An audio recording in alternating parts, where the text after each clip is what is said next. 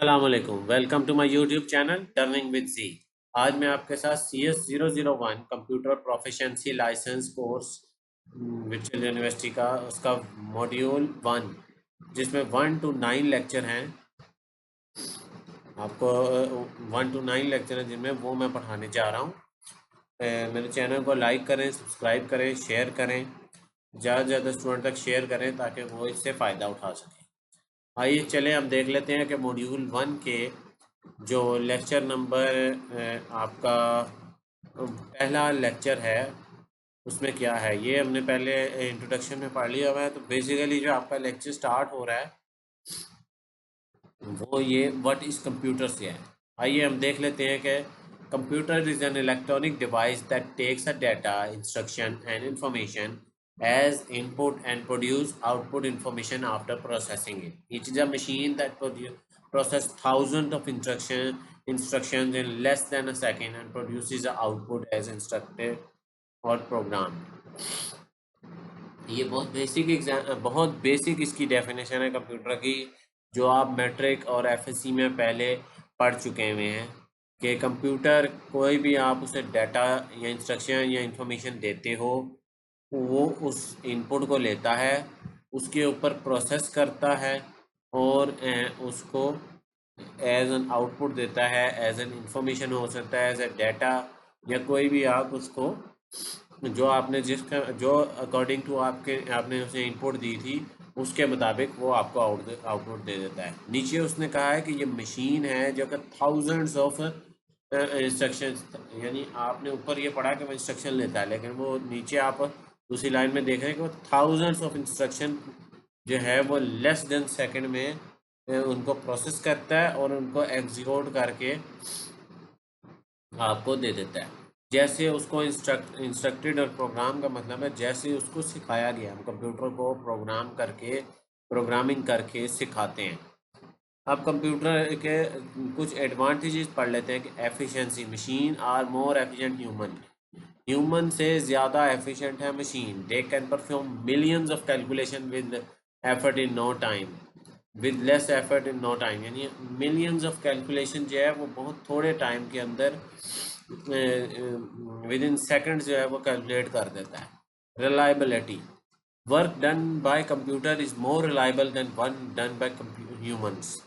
अब जो काम कंप्यूटर ने करना है ना वो ह्यूमन से ज़्यादा जो है वो रिलायबल होगा, क्योंकि कंप्यूटर का जो आपने एक बार प्रोग्राम कर देना है ना, उसने वो काम करते जाना, उसने थकना नहीं है। थकावट वाली चीज़ नहीं होती। इंसान तो 5 या 6 घंटे या 7 घंटे 8 घंटे काम करेगा, थक जाएगा, लेकिन कंप्यूटर को आप जब भी उसको चलाएंगे वो उसी काम को उसी तरह परफॉर्म करेगा। Computer perform according to the instruction given to it that make an output और result produce by these more accurate and reliable. अब ये क्या बात है, वो कहता है कि कंप्यूटर काम करता है कि जैसे आप उसको इंस्ट्रक्शन देंगे उसी तरह वो उस इंस्ट्रक्शन को लेगा और आपको वो आउटपुट देगा, और ज़्यादा आउटपुट और रिलायबल आउटपुट देगा as compare to human. For example, a computer can do millions of error free calculation in less than a second. Error free calculation का क्या मतलब है? आप उसे हज़ारों करोड़ों दफ़ा प्लस माइनस मल्टीप्लिकेशन करने के लिए दो, वो हर दफ़ा आपको एक्यूरेट और सही आंसर देगा, कभी भी गलत आंसर नहीं देगा। एरर फ्री का मतलब ये है। ह्यूमन में हमारे कामों में हमेशा एरर आने का इंसान के काम में होता है कि वह कभी ना कभी को मिस्टेक कर देगा, लेकिन कंप्यूटर को जैसे सिखाया गया वो वैसे ही करेगा। Storage, computer give you an advantage storing a large amount of data in one place. Computer जो है वो आपको एक फ़ायदा ये है कि आपको बहुत ज़्यादा जगह दे देता है आपको अपनी चीज़ें डाटा स्टोर करने के लिए। For example, you can store a data whole library in one computer. अब जितनी लाइब्रेरी है, लाइब्रेरी को कितनी जगह चाहिए होती है फिजिकली, उसको कितनी किताबें, उसके अंदर 10,000 किताबें, तो कितने शेल्फ चाहिए, कितना कुछ चाहिए। और वो सारा कुछ आप एक कंप्यूटर के अंदर रख सकते हो, इतनी उसके अंदर कैपेसिटी है कंप्यूटर के अंदर। Fast result, computer are capable of doing many difficult task in very short time. बहुत जल्दी वो आपको जो है बड़े थोड़े टाइम के अंदर आपको रिजल्ट देता है। Every day the processing speed of computer increasing to make them work faster. हर दिन कंप्यूटर की जो वो ताकत बढ़ रही है, साइंटिस्ट रिसर्च करके नई नई चीज़ें लेके आ रहे हैं, उससे स्पीड उसकी इंक्रीज हो रही है। Latest computer are capable of performing thousand of instructions and calculation in less than a minute which use to take the hours with old PCs. अब पुराने ज़माने के कंप्यूटर 50s के 60s से अब जो कि घंटों में काम करते थे, अब लेस देन मिनट्स में वो कैलकुलेट हो रही है। इवन कुछ कंप्यूटर्स अब इतने फास्ट हो चुके हैं कि वो लेस देन सेकंड वो काम कर देते हैं। बेसिक टर्म फॉर कंप्यूटर में यूज़ क्या होती है, मैं आपको टर्म के हिसाब से बताऊंगा, रीड नहीं करूंगा। इनपुट होती है, जो भी कुछ आप उसके अंदर डालते हो वो टेक्स्ट के अंदर फॉर्मेट में हो सकता है, साउंड हो सकता है, ग्राफिक्स हो सकते हैं, वीडियो हो सकती है। हर चीज़ जो भी कंप्यूटर को दी जाती है उसको इनपुट कहा जाता है। इनपुट डिवाइसेस, अगला कॉन्सेप्ट ये है कि वो डिवाइसेस आप नॉर्मली जानते ही हैं कि इनपुट डिवाइसेस आप वो डिवाइसेस होते हैं जिसके थ्रू आप कंप्यूटर में इंफॉर्मेशन डालते हैं। लाइक कीबोर्ड है, आपका माउस है, आपका माइक्रोफोन है, इसके थ्रू आप उसको टाइप करके क्लिक करके माउस के ज़रिए आप उसको इंफॉर्मेशन देते हैं, वो इनपुट डिवाइसेस हैं सारी। आउटपुट, जो कि आपको आउटपुट दिखाता है, लाइक आपका सॉरी आउटपुट क्या होता है, जो कि कंप्यूटर ने इनपुट के ऊपर प्रोसेस किया, जो प्रोसेसिंग की, और उस प्रोसेसिंग के ऊपर रहकर आपको जो उसने आउटपुट दिया ना, आपने चाहे लाइक उसको कहा कि ये गूगल क्रोम का एक टैब खोल दो, आपने क्लिक किया, उसने बैक एंड पे प्रोसेसिंग की और आपको वो नया टैब खोल के दे दिया। आपने उस पर क्लिक किया, क्लोज पे किया, तो क्लोज अब वो बंद हो गया। आउटपुट आपको उसने ये दिखाया कि वो बंद हो गया, वहाँ से गायब हो गया। ठीक है। अब आउटपुट डिवाइसेस सिमिलरली ऐसी चीज़ हैं कि वो हार्डवेयर डिवाइसेस, वो कंप्यूटर के चीज़ें जो आपको आउटपुट दिखाएं, लाइक आपका मोनीटर, आपका स्पीकर, आपको जो आप उसको साउंड देते हो, आप कहते हो यार गाना प्ले कर दो, वो आपको प्ले करके आउटपुट दे देता है। आप प्रिंटर पे पेज प्रिंट करके कंट्रोल पी की कमांड देते हो, वो आपको प्रिंट कर देता है। मोनीटर पे आप अपनी कोई मूवी चलाते हो, कोई गेम चलाते हो, आप उसको प्ले करते हो, वो आपको गेम चला देता है। मोनीटर आपको दिखा रहा है, बेसिकली वो आउटपुट डिवाइस है। अब प्रोसेसिंग क्या होता है, इसी के अंदर आ गया processing. Computer is the given the data instruction as input. आपको ये भी मैं बात अपने आम अल्फाज में समझा देता हूँ। जो काम आपने उसको दिया, उसको बैक एंड पे वो अपने वर्ड में अपने आप को समझाता है कंप्यूटर कि ये काम ऐसे होना है। वो काम की प्रोसेसिंग करता है, पीछे सोचता है, लोड करता है, कुछ चीज़ लोड करके आपको स्क्रीन पर दिखानी है, कुछ चीज़ स्क्रीन पर नहीं दिखानी, कैलकुलेशन करके आपको स्क्रीन पर कुछ और दिखाना है उससे, या कोई और ऑपरेशन परफॉर्म करना है, ये प्रोसेसिंग होती है। उसके बाद टॉपिक आ जाता है स्टोरेज। स्टोरेज ये होती है कि ऐसी एबिलिटी जहाँ पर आपका डाटा और इन्फॉर्मेशन स्टोर हो। आपके रैम हो सकती है, हार्ड डिस्क होती है, रिमूवेबल डिस्क जो आपकी यानी फ्लैश ड्राइव हो गई, यूएसबी हो गई, सीडी हो गई, जिसके ऊपर आप डाटा स्टोर करते हो। अब स्टोरेज डिवाइसेस में क्या क्या चीज़ आती है, फ्लॉपी डिस्क आती है, हार्ड डिस्क आती है, सीडी आती है, डीवीडी आती है, आपकी यूएसबी आती है। ये सारी किस्म की स्टोरेज की डिवाइसेस हैं। ऐसी चीज़ें जिसके पास डाटा स्टोर करें, वो डाटा के स्टोर करने के प्रोसेस को कहते हैं स्टोरेज। और जिन चीज़ों पे स्टोर होती है वो स्टोरेज डिवाइसेस हैं। हार्डवेयर, हार्डवेयर कंप्यूटर का वो पार्ट होता है जिसको आप देख सकते हो, टच कर सकते हो, और उसको आप उस पर काम कर सकते हो। जैसे आपका सीपीयू है, आपका मॉनिटर है, आपका कीबोर्ड है, माउस है, ये सारा कंप्यूटर का एक हार्डवेयर है। ठीक है।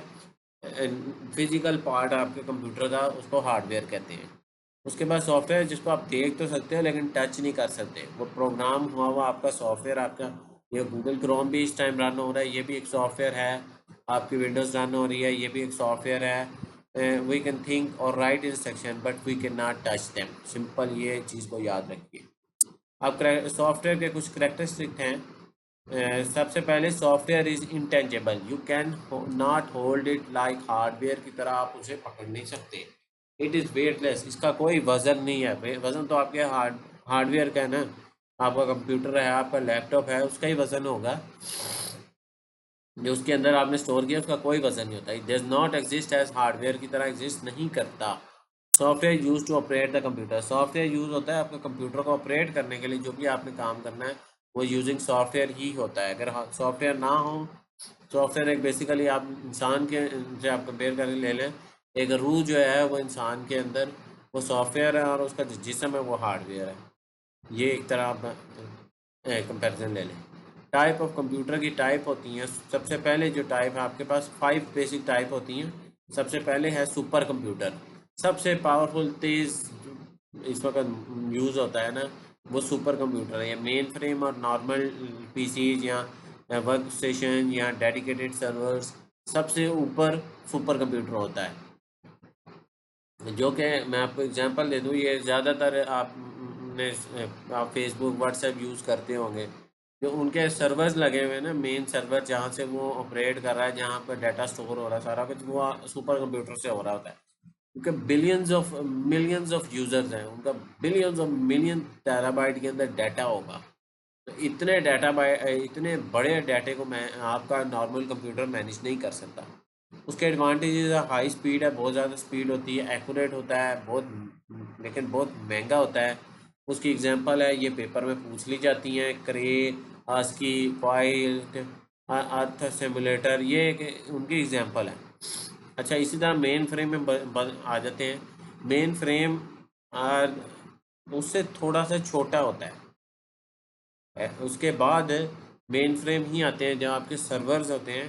वो बेसिकली आपके जो आपने सर्वर टर्म सुनी होगी, ये छोटी आम कंपनीज में आपके बैंक्स हो गया, एयरलाइन हो गया, जो है कि छोटे लेवल पे कंपनी होती है ना, आपकी यूनिवर्सिटी हो गई, इन्होंने मेन फ्रेम कंप्यूटर्स रखे होते हैं, जो कि बेसिकली आपके जो इस तरह के आपके रोज़मर्रा के इनपुट आउटपुट के टास्क को जो है वो जो देखते हैं और करते हैं। इसके अंदर एक टर्म है डंप टर्मिनल, ये याद कर लीजिएगा। Main frame of the computer where all processing is done centrally and the user terminals are called dump terminals since they are only input and output, do not process नहीं करते, ये सिर्फ dump terminal होते हैं। Basically servers के ऊपर लगे होते हैं, मल्टीपल सर्वर्स आपके, एक सेंट्रल हब जो है उनका, वो मेन फ्रेम कंप्यूटर होता है। उसके बाद मिनी कंप्यूटर, आपका जो नॉर्मल कंप्यूटर होता है, नॉर्मल उससे थोड़ा सा छोटे में टर्म में आ जाता है। आप लैपटॉप भी इस पर कंसीडर कर सकते हैं कि जो मिनी कंप्यूटर है वो बेसिकली लैपटॉप ही होते हैं, that are made for more complex procedure and are intended for one user at time. Some of the complex procedure consist of science, math and engineering.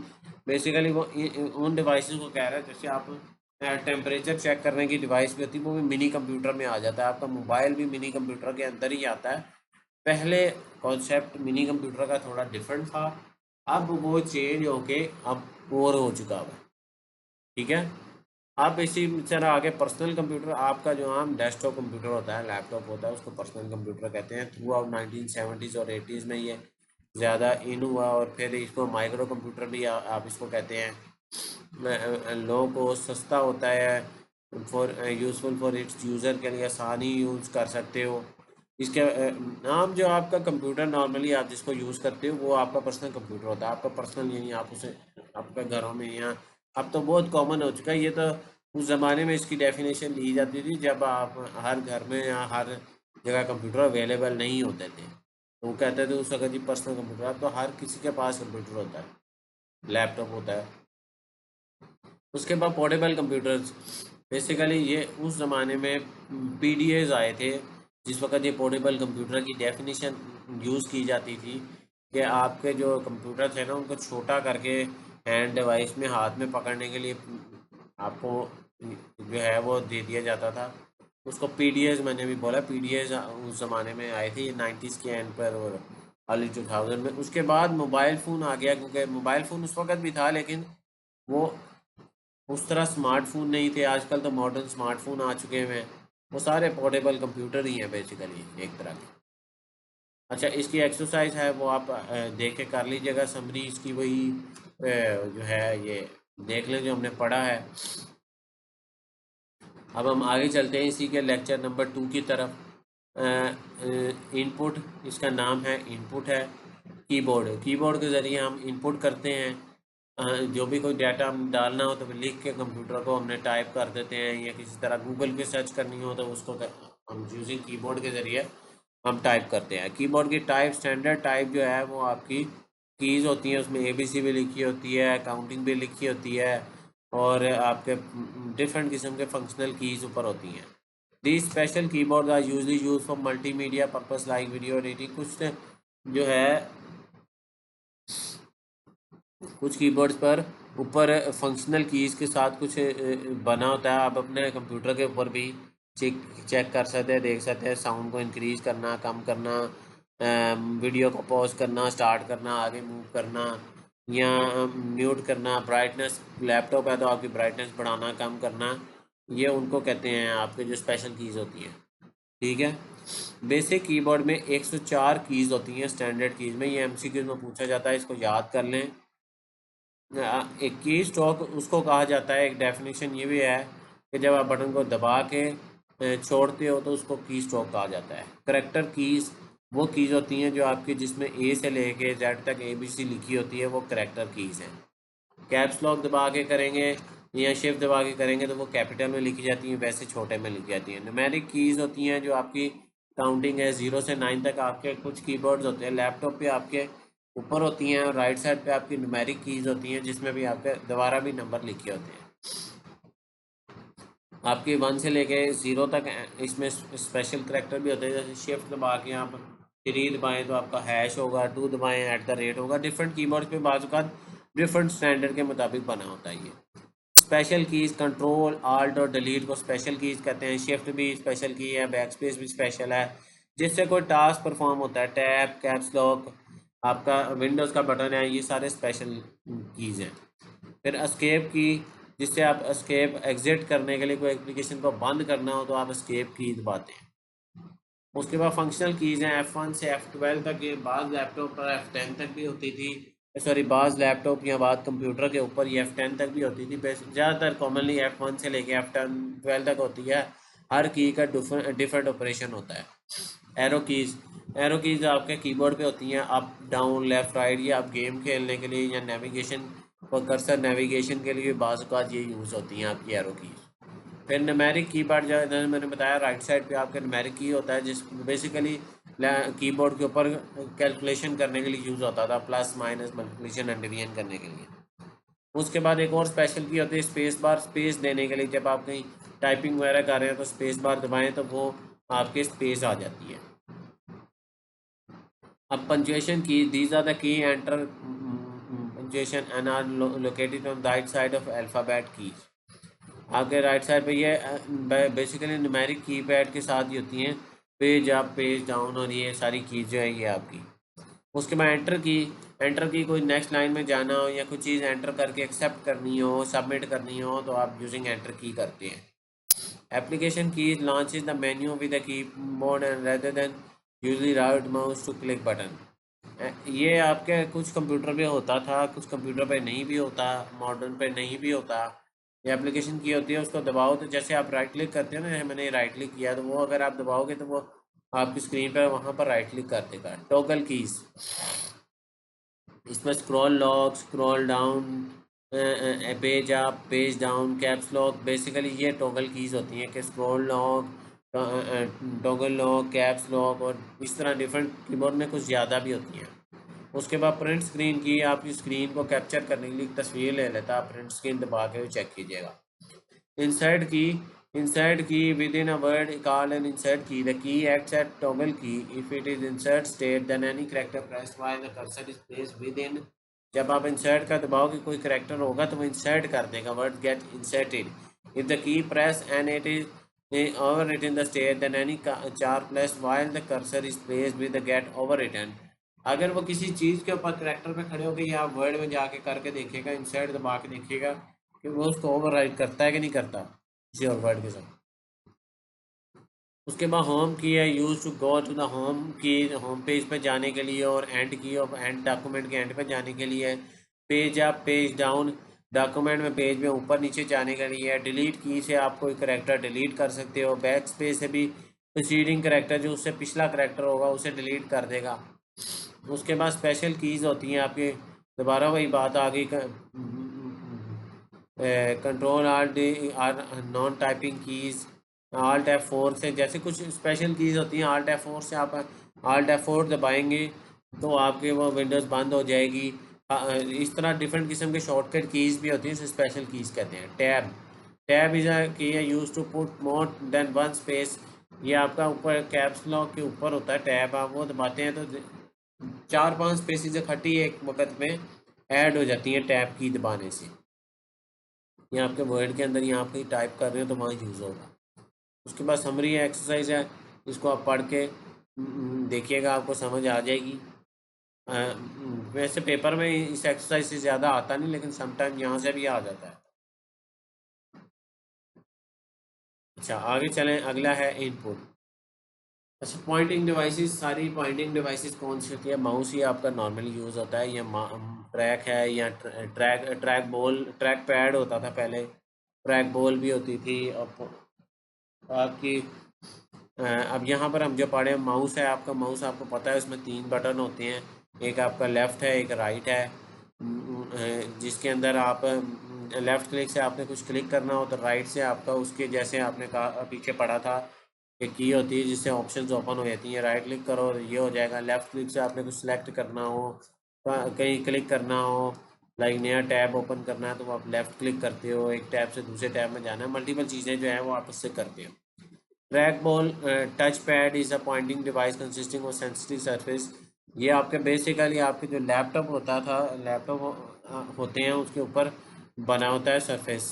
मैं भी इस वक्त लैपटॉप यूज़ कर रहा हूँ तो इसके ऊपर टच पैड बना होगा, मैं उस पर अपनी उंगली से चलाऊँगा, जिधर चलाऊँगा वो उधर मेरी जो है ये कर्सर जो है वो मूव कर जाएगा। ट्रैक बॉल भी इस तरह बॉल ही बनी होती थी, पहले यूज़ होता था, अब यूज़ नहीं होता। आप उस बॉल को मूव करते थे तो वो आपका माउस मूव हो जाता था। बाकी इनपुट डिवाइसेस आपको माइक्रोफोन का आजकल आपको यूज़ पता ही है, सबसे ज़्यादा व्हाट्सएप पे आपने वॉइस मैसेज करना हो तो वो उससे कर देते हैं। लेकिन कंप्यूटर में इस तरह नहीं होता था, वो एक्सटर्नल डिवाइस कनेक्ट करनी पड़ती थी। अगर आप लैपटॉप यूज़ कर रहे हैं तो लैपटॉप के अंदर जैसे अब मैं बोल के लेक्चर बना रहा हूँ और एक माइक्रोफोन इसके अंदर बिल्ट इन कैमरे के साथ रखा हुआ है, उससे मेरी वॉइस जो है वो रिकॉर्ड हो रही है। तो ये माइक्रोफोन आपके कंप्यूटर में साउंड को इनपुट करने के लिए होता था। स्कैनर, कोई पेज इमेज को स्कैन करना है तो उसको स्कैन करने के लिए बेसिकली आपका स्कैनर यूज़ होते थे। अब तो स्कैनर प्रिंटर इकट्ठा यूज़ होता है, उसी के ऊपर आप रख के स्कैन कर लो, उसी से आप प्रिंट कर लो। फिर digital camera, web camera. Digital camera और चीज़ होती है कि वो उसको आप चार्ज करते हो, उसके अंदर सेल डलते हैं और आप मूवी उससे बना लेते हो, तस्वीर को बना लेते हो, शादी ब्याह पे या बर्थडे पार्टी पे आप जिससे यूज़ करते हो। वही डिजिटल कैमरा आजकल आपके मोबाइल में आ गया, फिट हो चुका है। वेब कैम का कॉन्सेप्ट दूसरा डिफरेंट है, जो आपके ये लैपटॉप के ऊपर कैमरा लगा होता है या एक्सटर्नल डिवाइस खरीद के आप अपने डेस्कटॉप कंप्यूटर के साथ लगाते हो, वो आपका वेब कैम होता है। उससे आप तस्वीर बना सकते हो, वीडियो कॉलिंग कर सकते हो, डिफरेंट चीज़ें आप कर सकते हो। अच्छा ये आप एक्सरसाइज को ज़रूर कीजिएगा, खुद पढ़ के करें तो बेहतर है, आपको समझ आएगी। यार ज़रूर किया करें इसको, जो भी मैं आपको वीडियो लेक्चर में बताऊँ उन्हें लाजमी किया करें। आप, मैंने पहले भी बताया पेपर में बाज़ औक़ात आ जाता है, बाज़ औक़ात नहीं भी आता, तो आपने हर चीज़ को कवर करना है। अच्छा अब हम आगे बढ़ते हैं आउटपुट। कंप्यूटर का आउटपुट हमने पहले ही पढ़ा है कि जो भी चीज़ हमें कंप्यूटर इनपुट प्रोसेस करके दिखाए वो सारा आपको, वो आपका आउटपुट होता है। आउटपुट दो टाइप का होता है, एक सॉफ्ट कॉपी और एक हार्ड कॉपी। हार्ड कॉपी आपकी वो होती है जो आप फिजिकली जैसे प्रिंट करते हो, तो आपने प्रिंटर का कमांड दी तो जो पेज पे प्रिंट होकर निकलता है वो आपकी हार्ड कॉपी होती है। सॉफ्ट कॉपी जो आपके कंप्यूटर में रहती है, जैसे आप पीडीएफ फाइल ओपन करते हैं या वर्ड फाइल ओपन करते हैं तो वो क्लिक करते हैं तो वो आपके सामने स्क्रीन पे ओपन हो जाती है। कोई इमेज ओपन करते हैं तो वो आपके सामने ओपन हो जाता है। इसी तरह फॉर्म ऑफ आउटपुट भी मैं आपको वही बात समझा रहा हूँ कि वो टेक्स्ट में हो सकता है, इमेज में हो सकता है, कोई चीज़ भी हो सकती है, वीडियो भी हो सकती है।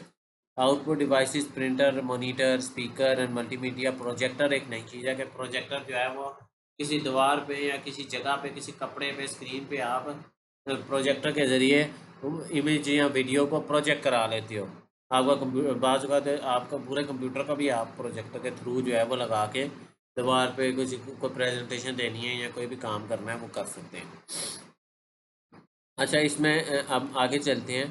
प्रिंटर की डॉट मैट्रिक्स मैं आपको समझा देता हूँ, आप इसको रीड कर लीजिएगा। ये वो बेसिकली ये प्रिंटर ये करता है कि ये एक डॉट से एक एक पिक्सल को इसके अंदर पिंस लगी होती है मुख्तलिफ, वो उन पिंस के ज़रिए पेपर पे प्रिंट करता है, एक एक डॉट को प्रिंट करता है। उससे आपका जो भी आपने उसे करैक्टर दिए, जो भी आप प्रिंटिंग के लिए कमांड दी है, उसको एक एक करके करेगा। उसके बाद लाइन प्रिंटर होता है, वो एक एक लाइन करके प्रिंट करता है। ये डॉट मैट्रिक्स की तरह ही प्रिंटर होता है सेम। ये पुराने ज़माने में यूज़ होते थे, अब तो ये आगे लेज़र या इंकजेट आ गया। लेज़र प्रिंटर के अंदर लेज़र होती है, वो लेज़र के थ्रू पूरा आप जो प्रिंट करते हैं वो पूरा पेज प्रिंट कर देता है। काफ़ी एफिशिएंट और स्मार्ट होता है। इसके अंदर पाउडर की फॉर्म में इंक होती है, आप उसे रीड करेंगे आपको पता चल जाएगा। इंक जेट प्रिंटर, इसके अंदर इंक डली होती है, लिक्विड इंक होती है। डिफरेंट कलर प्रिंटिंग के लिए ज़्यादा जो है वो इंक जेट यूज़ होता है। अब तो लेज़र भी मॉडर्न जो है वो उसके अंदर भी कलर जो है वो प्रिंटिंग आ गई हुई है। उसके बाद मॉनिटर और उसकी टाइप ऑफ मॉनिटर, एक सीआरटी मॉनिटर होता है, एक एलसीडी मॉनिटर होता है। अब उसके बाद एलईडी भी आ चुका हुआ है नया। सीआरटी पुराने ज़माने वाला मॉनिटर, आपने बड़े बड़े मॉनिटर आपने पुरानी लैब्स में देखे होंगे, जिसके पीछे से हिस्सा इतना ज़्यादा बड़ा होता था। स्क्रीन आगे से छोटी जी और पीछे से इतना बड़ा है, उसे सीआरटी मॉनिटर्स कहते थे। उसके बाद एलसीडी आई, जो कि पतली और स्मार्ट हो गई, जिसके अंदर लिक्विड क्रिस्टल के थ्रू डिस्प्ले आता था। अब एलईडी आ गई। जो एलईडी डिस्प्ले होता है वो बेसिकली होता है एलसीडी होती है। आप उसको फर्दर इंटरनेट से एक्सप्लोर भी करें, खुद सर्च करके भी देखें कि एलईडी होती क्या है। आपको पता तो है, नॉर्मली आप यूज़ तो करते ही होंगे घरों में आजकल एलईडी यूज़ होती हैं। लेकिन एलईडी मॉनिटर होता क्या है, आप उसे रिसर्च करें, एलईडी स्क्रीन या एलईडी क्या चीज़ है। उसके बाद स्पीकर है। स्पीकर जो जिससे आपको साउंड आता है। बाज़ औक़ात तो बिल्ट इन होते हैं आपके लैपटॉप के अंदर, कंप्यूटर के अंदर, लेकिन आप उसे बाहर से भी परचेज करके ज़्यादा बेहतर के लिए, क्योंकि बिल्ट इन ज़्यादातर उनकी आवाज़ कम होती है, तो इसलिए हम एक्सटर्नल स्पीकर खरीदते हैं। मल्टीमीडिया प्रोजेक्टर भी मैंने आपको ऊपर समझाया। ये जो इनके ये नाम लिखे हुए ना, इनको लाजमी याद कर लें, ये पेपर में पूछे जाते हैं। इसी तरह ऊपर प्रिंटर के अंदर भी कुछ है, उनके नाम लिखे हुए हैं, तो ये याद कर लें, ये एमसीक्यूज़ में या शॉर्ट क्वेश्चन में पूछे जाते हैं। ठीक है, इसकी भी एक्सरसाइज लाजमी कीजिएगा। आगे चलते हैं, स्टोरेज। अच्छा, स्टोरेज हमने पहले पढ़ा था, जिस जगह हम डाटे को स्टोर करते हैं उस प्रोसेस को स्टोरेज कहते हैं, उस जगह को स्टोरेज कहा जाता है। The device use to store the data are called storage devices. अब एडवांटेजेस है स्टोरेज डिवाइसेस के, यही होते हैं कि हम उसे दोबारा रीयूज़ कर सकते हैं। दो तरह की होती है, प्राइमरी और सेकेंडरी स्टोरेज। आपने पहले भी पढ़ा होगा, रोम और रैम जो है ये प्राइमरी है। ROM stand for read only memory, store the devices from which one store information can be read. It is a permanent storage device and data remain safe on the ROM even when the computer is off. ROM को बाज़ औक़ात हम concept ले लेते हैं कि ये hard disk और रोम एक ही चीज़ होती है।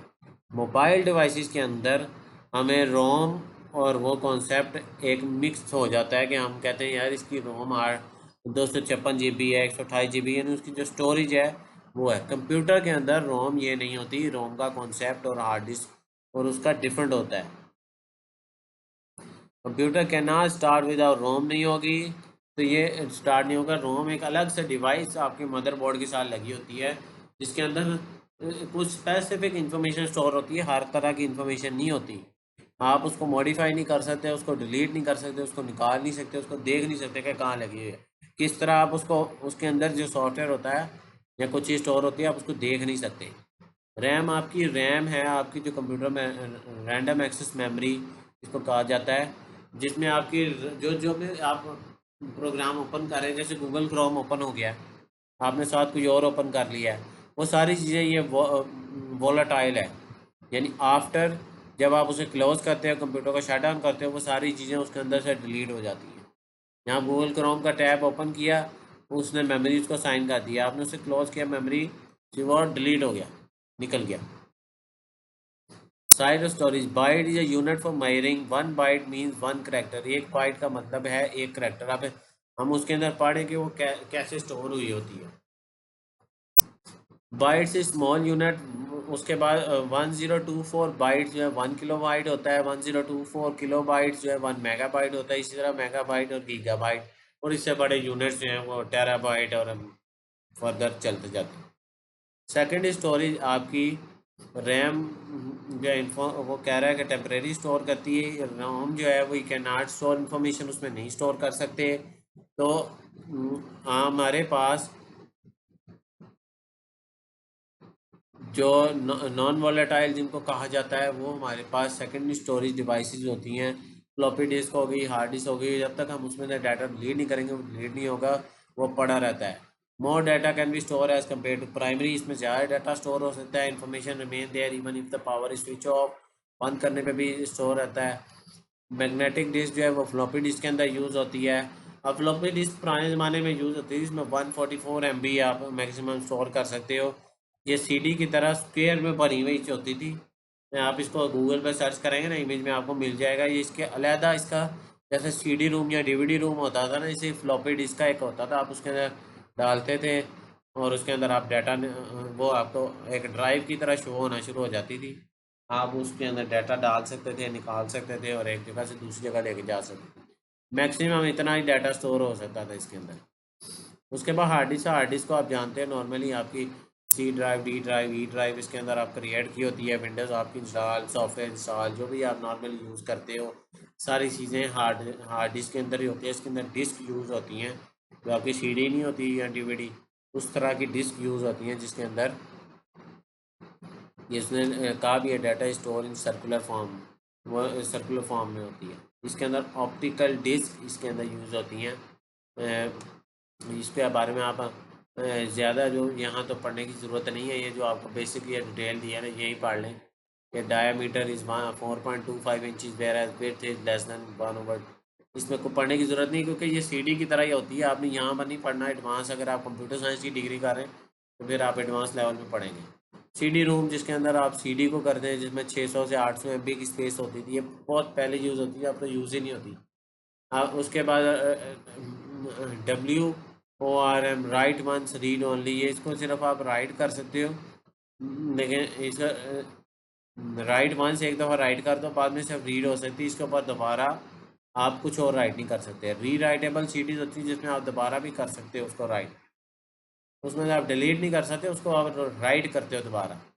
इसी तरह डीवीडी होती है जिसमें ज़रा ज़्यादा स्पेस होती है, 4.7 GB टू 9.4 GB। ये MCQs में पीछे पूछी जाने वाली है। डीवीडी रोम और रैम में क्या फ़र्क है? डीवीडी रोम होती है data can be read from it but can not be write. ROM और रैम का कॉन्सेप्ट ये आप समझे कि रोम वो होती है जिसमें आप डाटा जो है एक बार डाल दो, उसे रीड कर सकते हो लेकिन राइट नहीं कर सकते। रैम वाली डीवीडी वो है जिसके अंदर री राइटेबल, आप दोबारा राइट भी कर सकते हो, रिमूव भी कर सकते हो data. Other devices magnetic tape, ये आपका जो VCR होता था उसके अंदर मैग्नेटिक टेप चलती थी। ये इसमें भी काफ़ी डाटा जो है आप स्टोर कर लेते थे। लाइक इसके अंदर आप मूवीज़, और उस ज़माने में मूवीज़ आती थी, सीडीज़ तो उस ज़माने में थी नहीं, उससे पुराना कंसेप्ट है। इसके अंदर आप मूवीज़, गाने वगैरह जो है वो VCR में प्ले करने के लिए आप ये मैग्नेटिक टेप्स के यूज़ किया करते थे। ऑडियो कैसेट, आप इसको पढ़ लें, आपको समझ आ जाएगी। और आपने बहुत सारे स्टूडेंट ने इसको यूज़ भी किया होगा, पर आपने नहीं किया होना, तो आपकी जो पुरानी जनरेशन है आपके फैमिली में, आप उनसे पूछे, उन्होंने यही मैग्नेटिक टेप यूज़ किया होगा, VCR। अच्छा, उसके बाद हार्डवेयर है। हम इसके बारे में थ्रू आउट पढ़ते आ रहे हैं कि हार्डवेयर क्या है। Motherboard, processor, CD, floppy disk, hard drive, RAM, ROM, हर चीज़ जो है वो आपका कंप्यूटर हार्डवेयर ही है। ये सिस्टम के यूनिट्स ही हैं, इसको सिस्टम यूनिट कहा जाता है। Term related to system unit, computer की केसिंग, उसका बाहर का हिस्सा, पावर स्विच ऑन ऑफ होना है, उसमें रीस्टार्ट बटन होता है, इस कंप्यूटर के ऊपर एक रीस्टार्ट बटन होता है, लाइट्स होती हैं डिफरेंट, सीडी रूम होता है, फ्लॉपी ड्राइव होती है, आपकी USB पोर्ट्स होती हैं, पोर्ट्स होंगी डिफरेंट किस्म की, कीबोर्ड पोर्ट, माउस पोर्ट। ये पुराने ज़माने में USB और वो यूज़ नहीं होती थी, इनकी सेपरेट पोर्ट्स आती थी पिन वाली। फिर कुछ सीरियल पोर्ट्स होती हैं जिसमें पिन बनी होती हैं, पैरेलल पोर्ट्स होती हैं जिनके अंदर होल्स होते हैं, सुराख होते हैं। जो का जो कनेक्टर होता है ना, उनके अंदर पिन्स होती हैं, सीरियल के अंदर पिन्स होती हैं, और उसका जो लगना होता है कनेक्टर, उसके अंदर पिन्स नहीं होती हैं, उसके अंदर सुराख हुए होते हैं। और पैरेलल पोर्ट के अंदर, पोर्ट्स के अंदर सुराख होते हैं, जो उसके अंदर लगनी है आपकी डिवाइस, उसके अंदर पिन होती है, जैसे प्रिंटर की होती थी। फिर pin sockets are use to connect speaker और माइक्रोफोन के अलग से जो है वो एक एक पिन बनी होती थी। फिर RJ11 jack use to connect phones via to the computer की, ये आपने PTCL की तार देखी होगी जो आगे मॉडर्न के अंदर लगती है ना, ये RJ11 जैक्स वो होते हैं। पावर कनेक्टर जो होते हैं, पावर सप्लाई की कुछ केबल होती हैं, फिर पावर केबल्स होती हैं, फिर ड्राइव बे होती है। ये आपका डिफरेंट अंदर की जो चीज़ें हैं ना, आपकी हार्ड डिस्क लगनी है, CD रोम लगना है, फिर मदरबोर्ड से डिफरेंट कनेक्ट हो रही है, प्रोसेसर है, इन सारों को जो जोड़ी होती है ना, ये ड्राइव पे ये पावर केबल, ये सारी चीज़ें जो हमें यूज़ हो रही होती हैं। उसके बाद प्रोसेसर जो आपका दिमाग है कंप्यूटर का, उसके अंदर होता है। फिर फ़ैन, कुछ पंखे लगे होते हैं कि जो कंप्यूटर के अंदर जो है ना टेम्परेचर बाज़ बहुत ज़्यादा बढ़ जाता है, उसको टेम्परेचर को नॉर्मल रखने के लिए फ़ैन यूज़ होते हैं, वो हवा गर्म हवा बाहर निकालते हैं। उसके बाद रैम होती है आपकी, वो हमने ऊपर पढ़ ली है। फिर इंटरफेस कार्ड, साउंड कार्ड, लैन कार्ड, मॉडेम, ये डिफरेंट किस्म के कार्ड होते थे। अब मॉडेम जो है वो बिल्ट इन ही होते हैं, पहले एक्सटर्नल होते थे, उसके अंदर नहीं होते थे। इस तरह लैन कार्ड भी, साउंड कार्ड भी एक्सटर्नल होते थे, बाज़ का इंटरनल भी होते थे, मदरबोर्ड के अंदर ही होते थे, बाज़ का आपको एक्सटर्नल यूज़ करने पड़ते थे। हाउ डज कंप्यूटर, कंप्यूटर काम कैसे करता है? कंप्यूटर का आप इनपुट देते हो, वो मेमोरी के अंदर जाता है, उसके अंदर से निकालता है कि जो आपने इनपुट दिया है उसके अकॉर्डिंग मेमोरी में कुछ पड़ा है, उसको प्रोसेस करता है और आउटपुट कर देता है और हमें दे भी देता है स्टोर करके। ये ये डिफरेंट कॉमन सा आपका यूजेज है आपके कंप्यूटर का, जो हम पहले भी ऊपर पढ़ के आ चुके हैं। इसको इसकी भी एक्सरसाइज आप लाजमी कीजिएगा। आगे हम चलते हैं इसमें। सॉफ्टवेयर, हमने सॉफ्टवेयर के बारे में पढ़ा था जिसको हम देख तो सकते हैं लेकिन टच नहीं कर सकते। डिफरेंट जो सॉफ्टवेयर यूज़ होते हैं, software versions, like new version of software for Windows के लिए उन्होंने एग्जांपल दी है, विंडोज़ 95, 98। आजकल विंडोज़ आप 10 यूज़ कर रहे हैं, 11 यूज़ कर रहे हैं। कि मैं विंडोज़ 11 यूज़ कर रहा हूँ आजकल। तो कॉमनली पहले ये पुरानी ज़माने की ये विंडोज़ लिखी हुई हैं, पहले ये यूज़ होती थी, अब तो ये ख़त्म ही हो गई है। विंडोज़ XP भी काफ़ी देर तक यूज़ होती रही, काफ़ी यूज़र आपने यूज़ भी की होगी, काफ़ी सारे यूज़र। अब तो मॉडर्न विंडोज़ 10, 7 या 11 यूज़ होती है। अच्छा, सॉफ्टवेयर के अंदर डिफरेंट, उसने जो ये बात कही है वो इसलिए कहा है कि सॉफ्टवेयर के विद द टाइम वो अपडेट होता रहता है, नए वेरिएंट्स आते रहते हैं। जैसे आपका मोबाइल में होता है, आपका मोबाइल अपडेट होता रहता है, आपका मोबाइल का सॉफ्टवेयर अपडेट होता है, मोबाइल के अंदर जो डिफरेंट ऐप की होती है वो अपडेट होती रहती हैं। तो वो सॉफ्टवेयर वेरिएंट्स, ये बेसिकली सॉफ्टवेयर वेरिएंट्स वो होते हैं, हर कुछ 6 महीने, 2 महीने, हर डेली भी बाज़ आपकी अपडेट आती है, उसका वेरिएंट चेंज होता रहता है। वर्जन में बेसिकली वो डिटेल लिखी होती है कि पिछला वर्जन कौन सा है। बाज़ औक़ात उस वर्जन के अंदर डेट ही लिखी होती है कि किस डेट को ये आ रहा है मॉडल, नया जो सॉफ्टवेयर आ रहा है। अच्छा, आगे चलते हैं। Type of software, system software होता है, यूटिलिटी सॉफ्टवेयर होता है और एप्लीकेशन होता है। सिस्टम सॉफ्टवेयर में आपका ऑपरेटिंग सिस्टम जो कि विंडोज़ है, और डिवाइस ड्राइवर, जितनी भी आपकी डिवाइसेस लगी होती हैं, उसकी जो इन्फॉर्मेशन होती है ना कि ये कौन सी डिवाइस है, ये कंप्यूटर के साथ कंपेटेबल है या नहीं है, उसकी इन्फॉर्मेशन डिवाइस ड्राइवर के अंदर लिखी होती है आपकी। ऑपरेटिंग सिस्टम आपने समझ लिया कि विंडोज़ है, डिवाइस ड्राइवर वो आपकी आपकी जो भी जितनी भी हार्डवेयर है उसको मैनेज करना, उसको कैसे कनेक्ट होना है, क्या डिवाइस है कंप्यूटर को बताने के लिए ऑपरेटिंग सिस्टम को।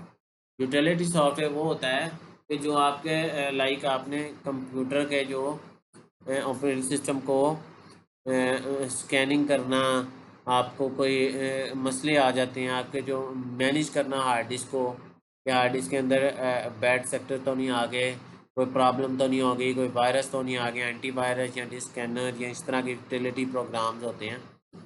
उसके बाद एप्लीकेशन सॉफ्टवेयर, आप जो नॉर्मली यूज़ करते हो कंप्यूटर में सॉफ्टवेयर, ये गूगल क्रोम भी एप्लीकेशन सॉफ्टवेयर है, वर्ड, एक्सेल हो गया, प्रेजेंटेशन सॉफ्टवेयर हो गया। इस तरह के जितने भी आपके सॉफ्टवेयर हैं, आपकी फेसबुक की एप्लीकेशन है, व्हाट्सएप वेब की एप्लीकेशन होती है, ये सारे एक तरह के सॉफ्टवेयर की ही जो है ये एप्लीकेशन सॉफ्टवेयर की ब्रांचेज जो हैं वो उसी जुमले में आती हैं।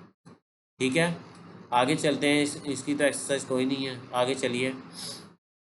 उसके बाद इंटरनेट है, ये बहुत ज़्यादा आजकल तो नॉर्मली कॉमन है, हर बंदा ही जानता है इंटरनेट। आप इंटरनेट सर्विस प्रोवाइडर PTCL का यूज़ कर रहे हैं या 3G या 4G सिम का नेट यूज़ कर रहे हैं, या फिर आप किसी और स्टॉर्म फाइबर है, डिफरेंट कंपनी, जिस कंपनी का भी आप यूज़ कर रहे हैं, जिस एरिया में जो अवेलेबिलिटी है, इंटरनेट ऑलमोस्ट हर जगह अवेलेबल है।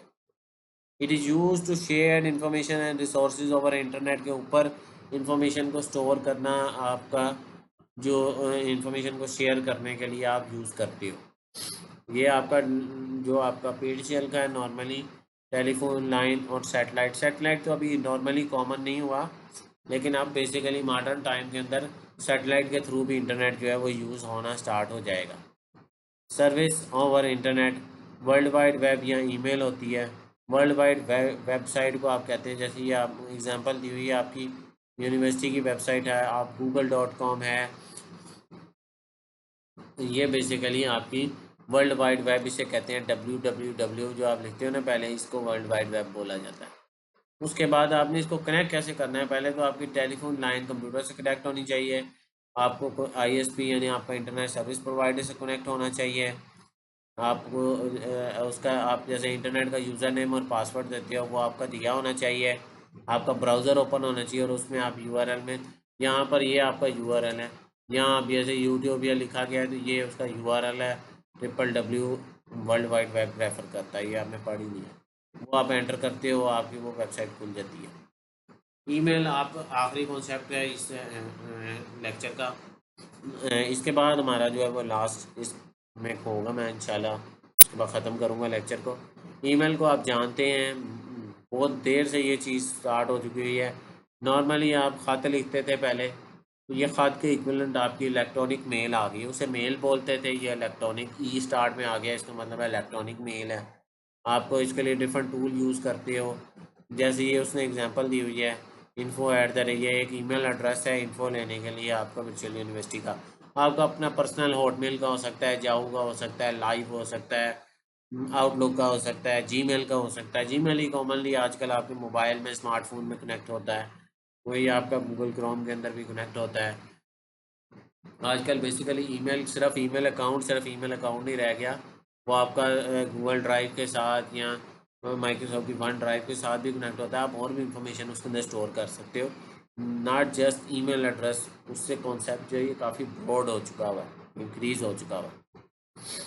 अच्छा, आगे चलते हैं लास्ट आज के लेक्चर की तरफ, सिक्योरिटी।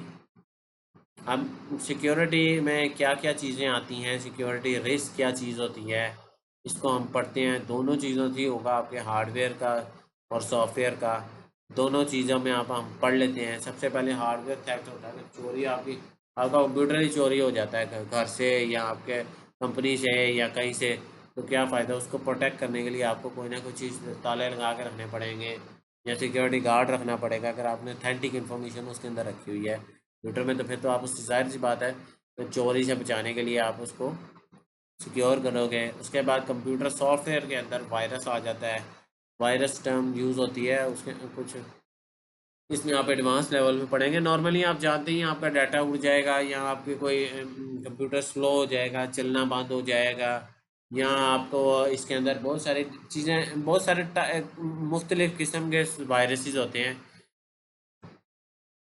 उससे आप प्रोटेक्ट करने के लिए आप एंटीवायरस यूज़ करते हैं, जैसे आप उस वो आपको डिटेक्ट करके बताता है कि यहाँ वायरस है, मैं इसको डिलीट कर दूँ, या अगर कोई ख़तरनाक वायरस हो तो वो ऑटोमेटिकली स्कैन करके वो डिलीट करता रहता है।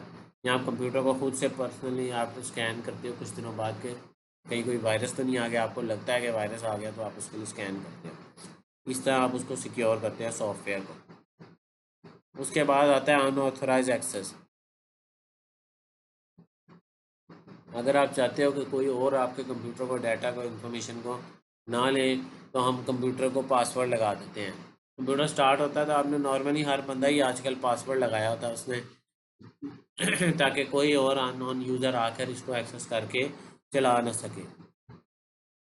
पासवर्ड डिफरेंट जगह पे आप होते हैं, सिर्फ वहाँ पर नहीं, आप कंप्यूटर के स्टार्टअप पर भी पासवर्ड लगा सकते हो। यानी बिल्कुल आपने बटन दबाया, लोडिंग स्क्रीन से पहले जो है वो लोडिंग स्क्रीन आती है पहले, उसके फ़ौरन बाद जो है वो आपका जो है वो पासवर्ड आ गया।